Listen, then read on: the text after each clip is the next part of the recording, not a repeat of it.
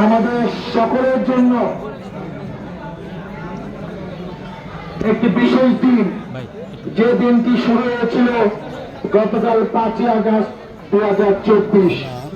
আজকে এখানে উপস্থিত ছাত্র জনতা, শ্রমিক ভাইরা, বিএনপি বিভিন্ন পর্যায়ের নেতৃবর্গ ও আমার গ্রামের এলাকাবাসী, আসসালামু আলাইকুম। আপনারা জানেন যে গতকাল আমরা নতুন ভাবে আবার এই দেশ স্বাধীন হলো।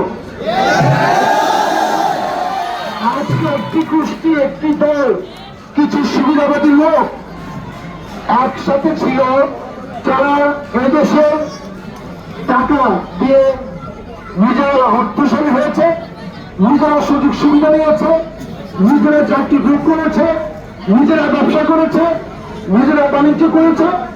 আর 80% লোক যাতে কিছু করতে না পারে, সেরকম একটি অবস্থা বিগত 15 বছর এই বাংলাদেশে ছিল। মুক্তিযুদ্ধ চেতনার নামে এই 15 বছর এবং বিএনপি জামাত তৎপর লাগিয়ে যেভাবে জোর জবরদস্তি করে ইলেকশনে তারা বিজয় হয়েছে, এইটা বাংলার ইতিহাসে এর আগে কখনই হয় নাই। 1996 সালে এবং 2001 সালে আপনাদের ভোটে এই সাভার আশুলিয়া এলাকা থেকে আমি সংসদ সদস্য নির্বাচিত হয়েছিলাম। আগে আমার আব্বা 1943 থেকে 88 সালের 45 বছর এই এলাকার চেয়ারম্যান ছিলেন এবং 79 সালে বিএনপি মনোনয়নে আপনাদের ভোটে এলাকার সংসদ সদস্য হয়েছেন। তখন মানুষ যে যোগ্য, যে সত্যিকারের ভোটে পাশ করত, সেই বিজয় হতো। কিন্তু শেখ হাসিনা সরকারের সময় আমরা কি দেখলাম, যে নাকি বিএনপির লোককে নাকি ভোট কেন্দ্রে যাইতে হবে না, এদের নাকি বিরোধ দেওয়ার অধিকার নাই।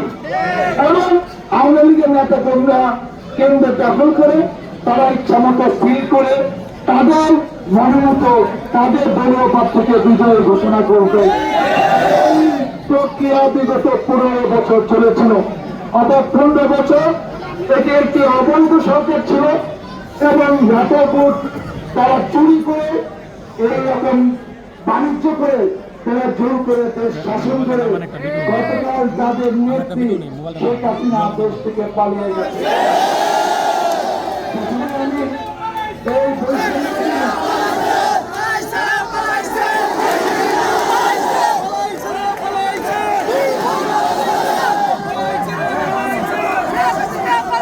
আমি উপস্থিত নেতৃবৃন্দকে অনুরোধ করবো, আমি হয়তো 5-7 মিনিট বক্তব্য দিব, তারপর ইচ্ছা মতো স্লোগান দিন। অনেকে বিভিন্ন কাজে আসছেন, কিছু দিক নির্দেশনামূলক কথা শুনে যান, সবার কাজে লাগবে। কারণ এখানে অনেকক্ষণ থাকার জন্য এখানে আমরা কেউ আসি নাই।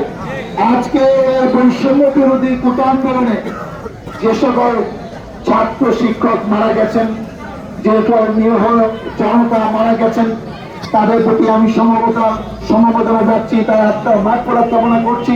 শুধু তাই নয়, বিগত 15 বছরে যেসব নিরীহ মানুষকে বিএনপি নেতাকর্মীকে ধরে নির্যাতন করে মেনে ফেলেছে, যারা বাসায় ঘুমাতে পারে নাই, পালিয়ে থাকতে থাকতে মারা গেছে, আমি মনে করি এদেরকে আমি শহীদের মর্যাদা দিব।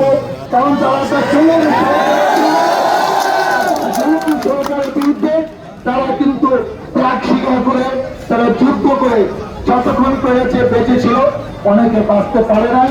কারণ জন্ম মৃত্যু আল্লাহ তাআলার হাতে, আমরা ইচ্ছা করলে সেটা নিয়ন্ত্রণ করতে পারি না। আমি শুধু এটুকু বলতে চাই, আপনারা শুনেছেন গতকাল আমাদের প্রিয় নেতা এই দলের বিএনপি ভারপ্রাপ্ত চেয়ারম্যান যারা তারেক রহমান 6 মিনিটের একটা ভিডিও বার্তা পাঠিয়েছে, সেখানে তিনি বলেছেন যে আমাদের 15 বছরের কষ্ট আজকে সার্থক হয়েছে। এটা কিন্তু প্রাথমিক পদক্ষেপ। কেন প্রাথমিক পদক্ষেপ মনে বলেছে? কারণ এরপরে একটি অন্তর্বর্তীকালীন কমিটি হাতে সরকার হবে, তাদের তত্ত্বাবধানে একটি নির্বাচন হবে। সেই নির্বাচনের মাধ্যমে আজকে আপনারা যদি ভোট দেন, দেশটিতে খালেদা জিয়া প্রধানমন্ত্রী হবে, আমাদের প্রিয় নেতা তারেক রহমান লন্ডন থেকে দেশে ফেরত আসবেন। তারপরে এই জুলুম, অত্যাচার, নির্যাতনে যা যা করেছে 15 বছর, বিচার বাংলা মাটিতে হবে। সেই সকল কিছু বিচার চান তাহলে আপনাদের ধৈর্য ধরে অপেক্ষা করতে হবে এবং এটা সুষ্ঠু নির্বাচনের মাধ্যমে বিএনপি ক্ষমতায় আসা পর্যন্ত সবাইকে আমাদের ধৈর্য ধরতে হবে। আপনারা যদি এই যে বিভিন্ন জায়গায় গতকাল অনেক কিছু ঘটেছে, আমি মনে করি এটা 15 বছরের একটি পঞ্জীকৃত খবর। কেউ কিছু বলতে পারে না, কারো কোনো কথা শোনা হয় নাই, কেউ বাড়িতে থাকতে পারে নাই, অতএব কে কিছু বিশৃঙ্খল ভাবে করেছে এটা আমরা জানি না। কিন্তু এখন থেকে আমি আপনাদেরকে ব্যক্তির ভাষায় বলতে চাই, যে যে আমাদের বিএনপি নেতৃবর্গ আছেন, যেখানে সিনিয়র নেতৃবর্গরা আছে, আগের গ্রামে একটা বিচার সিস্টেম ছিল, যে গ্রামের বিচার এদের তত্ত্বাবধানে হতো। আওয়ামী লীগ আসা কিন্তু তাদের দলীয় লোকেরা সব মারপড়ি কাপড়ি সব নিয়ে নিচ্ছে। এখন যেহেতু তারা নাই, তারা পড়াইছে। আমরা যার যার এলাকার শান্তি শৃঙ্খলা ভাবে থাকবো। আমি বিনীতভাবে আপনাদেরকে অনুরোধ করতে চাই, আপনারা কোন শিক্ষা প্রতিষ্ঠান ভাঙবে না, আমরা কোন থানা পুলিশের গায়ে হামলা করার দরকার নাই। আজকে যত কথা বলেন, 2.5 লক্ষ পুলিশের আমার বিচার চাই না। এদের মধ্যে যারা বাড়াবাড়ি করছে, যারা আমাদেরকে নির্যাতন করছে, ঘুমাতে পারি না, এজেন্টরা অতি উৎসাহী হয়ে আমাদেরকে গ্রেপ্তার করছে, মামলা দিচ্ছে, নির্যাতন করছে, তাদেরকে বিচারের আওতায় আনতে হবে। আমার কোনো অভিযোগ নাই, আপনাদের কোনো অভিযোগ নাই। আজকে এই বাংলাদেশ একটি ধর্ম নিরপেক্ষ রাষ্ট্র। এখানে 90% মুসলমান, এখানে অনেকে হিন্দু আছে, খ্রিস্টান আছে, তাদেরকে প্রতিপক্ষ পাওয়ার দরকার নাই। ইলেকশনে কে কাকে ভোট দিবে, আগে ভোটের জন্য তাড়াতাড়ি বা আমাদের পক্ষে থাকতেও পারে, তাদেরকে সুযোগ দেন। আজকে আমি মুসলমান এই মসজিদে নামাজ পড়ি, আজকে কোন মুসলিমের রাতে অন্ধকারে কেউ যদি হামলা করে, এটা তো আপনি চাবেন? হিন্দুদের মন্দির কেউ ভাঙার চেষ্টা করেন না। এই দেশ একটি ধর্মনিরপেক্ষ রাষ্ট্র, আমরা সবাই শান্তিতে বসবাস করতে চাই। আমরা সবাইকে নিয়ে জনসভা করতে চাই, রাজনীতি করতে চাই। আমি সকলের দোয়া চাই, আপনারা আমাদের পাশে থাকবেন। আমরা জানি আজকে কিংবা কালকের মধ্যে আমাদের নেতৃত্ব মুক্তি পাবে।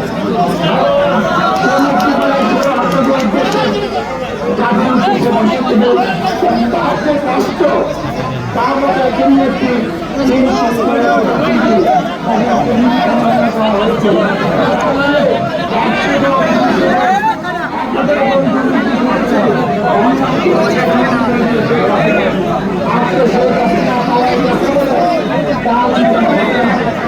আমরা মানি না, বিচার করতে হবে।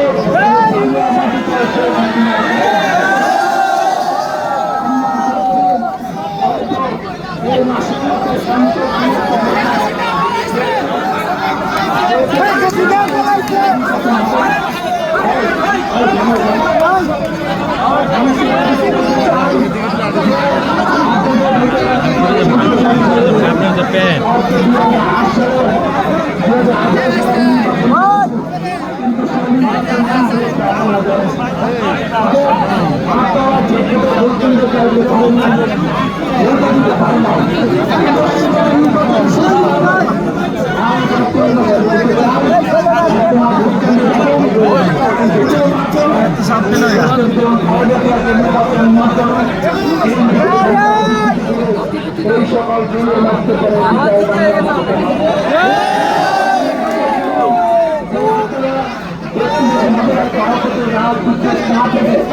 আমরা ধৈর্য করে কয়েকটা দিন অপেক্ষা করলাম। আজকে যারা ক্ষতি করেছেন রাষ্ট্রীয় সম্পদ আপনাদের ট্যাক্সের পয়সা কিন্তু করা হয়েছে। অতএব গতকাল কিন্তু যা ছিল ওইটার কথা বলে যান। এখন থেকে শিক্ষা প্রতিষ্ঠান, ব্যবসা প্রতিষ্ঠান, রাষ্ট্রীয় প্রতিষ্ঠান ধ্বংসের চেষ্টা করে। আমরা চাই আপনাদের সবাইকে নিয়ে, যেহেতু আন্দোলন সফল হয়েছে, আজকে এই ছাত্ররা যে আন্দোলন করলো, বাংলাদেশের মানুষকে দেখিয়ে দিল কিভাবে ভোটের তাজা রক্ত দিয়ে একটি সৌর শাসক থেকে আপনাদের বিচার আপনারা পাবেন। এর জন্য ধৈর্য ধরতে হবে। আমার আরো কয়েকটি জায়গায় যেতে হবে। সময়ের জন্য বেশি এখানে রাখতে পারছি না।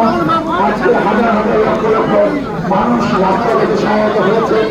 আজকে আমার কথা শোনার জন্য আমাকে টাকার জন্য আপনারা এখানে জড়ো হয়েছেন। সবার প্রতি আমি কৃতজ্ঞতা জানাচ্ছি, ধন্যবাদ জানাচ্ছি, অভিনন্দন জানাই। আপনারা ধৈর্য ধরে থাকেন।